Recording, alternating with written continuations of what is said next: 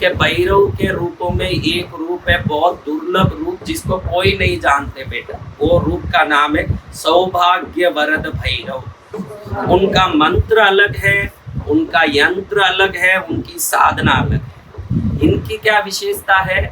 अगर आप दुर्भाग्य से परेशान हो, अपने कर्मों से परेशान हो, तो 5 दिन की साधना में दुर्भाग्य को सौभाग्य में बदल दें। वरद यानी वरदान, वरद यानी क्या? इच्छित आशीर्वाद प्राप्त हो जाए। ये सौभाग्य वरद भैरव की साधना जुलाई 24 तारीख से लेके जुलाई 28 तारीख तक 5 दिन तक सौभाग्य वरद भैरव का ही यंत्र, सौभाग्य वरद भैरव की मंत्र दीक्षा मेरे मुख से मिले और फिर बैठ के 5 दिन साधना करें। दिल की कली खिल जाए, मन की कली खुल जाए, जीवन में विकास हो। तो इन साधना को करना हो तो ये दुर्लभ सौभाग्य। देखो हर आदमी ये कहता है मेरा कर्म ही टूटा हुआ है महाराज, मैं क्या भी करूं। मैं आटे में हाथ डालने जाता हूँ, हवा आता है, आटा उड़ जाता है। नमक में हाथ डालने जाऊँ, बरसात आता है, नमक गल जाता है। उन हर प्रकार के दुखी लोगों के लिए ये सौभाग्य वरद भैरव की साधना है। किस किस को सौभाग्य चाहिए? जुलाई 24 तारीख को, 21 तारीख को गुरु पूर्णिमा में आ जाओगे तो 24 तारीख से 5 दिन वो साधना करके अच्छे से घर आओगे। फिर महसूस करोगे कि हमने सच्ची श्रद्धा रखी तो सच्चा आशीर्वाद भी हमको मिल गया है। और आगे ये भैरव की साधना कृष्ण पक्ष की अष्टमी में पूरी होगी। 5 दिन तक रोज हवन होगा, 5 दिन तक रोज साधना करनी है, 5 दिन पूजा, 5 दिन भक्ति, 5 दिन की साधना जीवन को सफल करेगी। ये भैरव की साधना कृष्ण पक्ष की अष्टमी में पूरी होगी, क्योंकि कृष्ण पक्ष की अष्टमी किनका दिन है?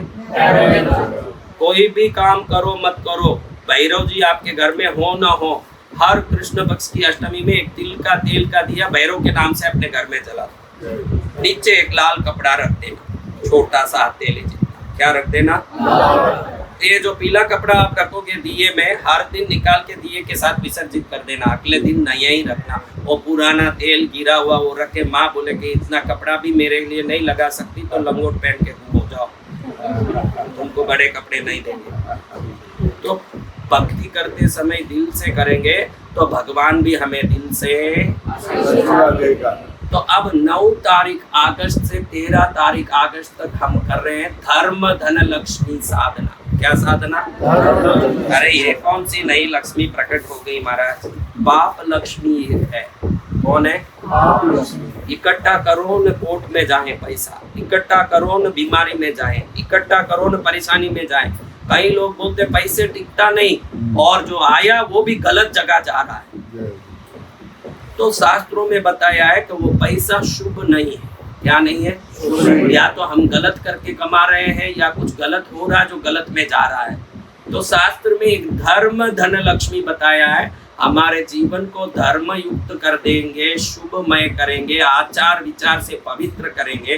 तो जो विचार आचार से पवित्र होकर न्याय युक्त कमाई करेगा उसका पैसा अन्याय में जाएगा क्या? आप ही बताइए।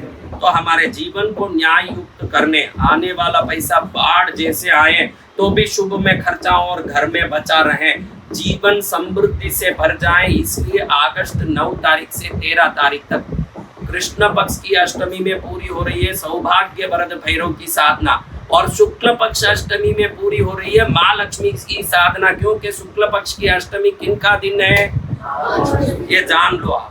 हर शुक्ल पक्ष की अष्टमी में लक्ष्मी के नाम से घी का दिया जलाओ। हर कृष्ण पक्ष की अष्टमी में भैरव के नाम से दिया जलाओ। भैरव का नाम का दिया जलाओगे, आपके घर में कोई टोना टोटका नहीं कर सकेगा, कोई जादू टोना नहीं कर सकेगा, नजर आपके घर पर नहीं लगेगा। जहाँ भैरव की कृपा होगी सभी प्रकार की दुष्टता और नकारात्मकता बिल्कुल समाप्त हो जाएगी। और जहाँ लक्ष्मी की कृपा होगी वहाँ फसल लहलहा के आएगा। देखोगे कि घर में आम का वृक्ष लगाया था, इसमें आम लगना चाहिए, 2000 की गड्डियां कैसे लग गई इसमें? ये हो सकता है जब लक्ष्मी कृपा करेगी, और लक्ष्मी उन पर कृपा करेगी जो न्याय युक्त जीवन जिएंगे, पवित्र जीवन। ऐसा मत सोचना कि इन पापियों को भी तो लक्ष्मी मिल रही है, इन गुंडों जो लूटने वालों को तो लक्ष्मी मिल रही है। लेकिन उनका मौत कैसा हुआ ये देखो, आप समझ जाओगे।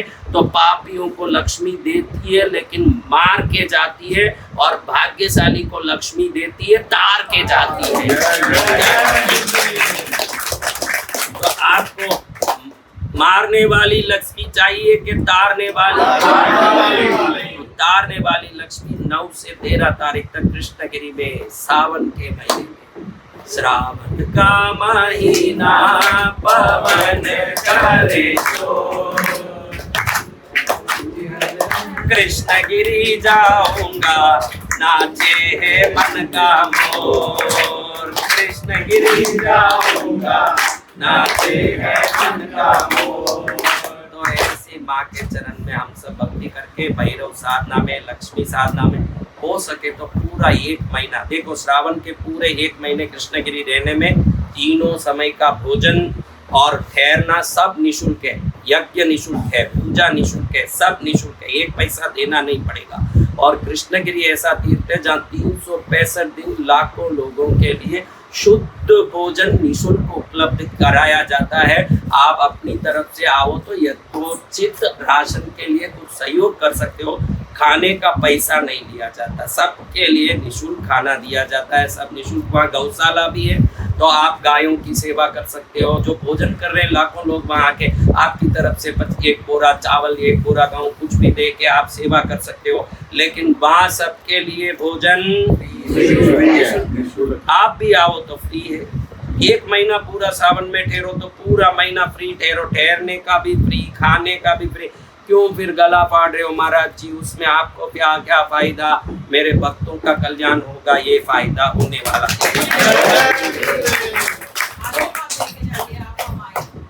आशीर्वाद, बुलावा ही आशीर्वाद है। कोई बोलता है कि मेरा शराब का दुकान है, आइए, बहुत अच्छे बढ़िया बढ़िया बढ़िया बढ़िया बढ़िया बोतल रखे हैं, विदेशी भी है देसी भी है, तो वो बुला रहा है, तो ये बुलावा नहीं श्राप है।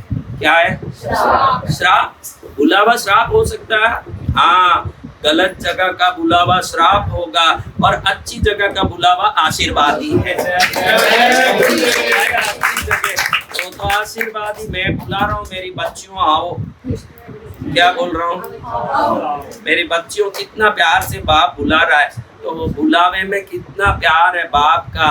आपका बाप इतना प्यार नहीं कर सकता क्योंकि उसको अपनी बेटी में ही बेटी दिखती है, इसलिए प्यार लिमिटेड है।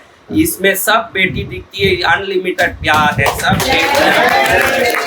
लिमिटेड प्यार है। वो पड़ोसी को जाके आ बेटी बोलेगा क्या आपका बाप? मैं तो देखो हर एक को बूढ़ी माँ को भी बेटी बोल रहा हूँ, सच्चाई बेटी बोले। अरे जो साधु अपने 9 जन्म देख चुका होगा उसके लिए सब बेटियां ही है, उसका कोई भी उम्र का क्या लेना देना। तो आप सब इस गुप्त नवरात्रि में एक पीला कपड़ा रख के, हल्दी का दिया करके, शुद्ध देसी घी भर के, पीली बत्ती डाल के, जला के, 2 इलायची, थोड़ा सा भीमसेनी कपूर पहले से चूरा कर लेना, हाथ में चूरा करके उसमें डाल देना उस चूर्ण को, और जलाओ। घर सुगंधी होगा, मन प्रसन्न होगा, परिवार में शांति होगी। ऐसे मैं प्रार्थना करता हूँ, माँ को कृपा करें सब पर और मंगल करें सबका, यही प्रार्थना करते हुए आप सबका कल्याण हो।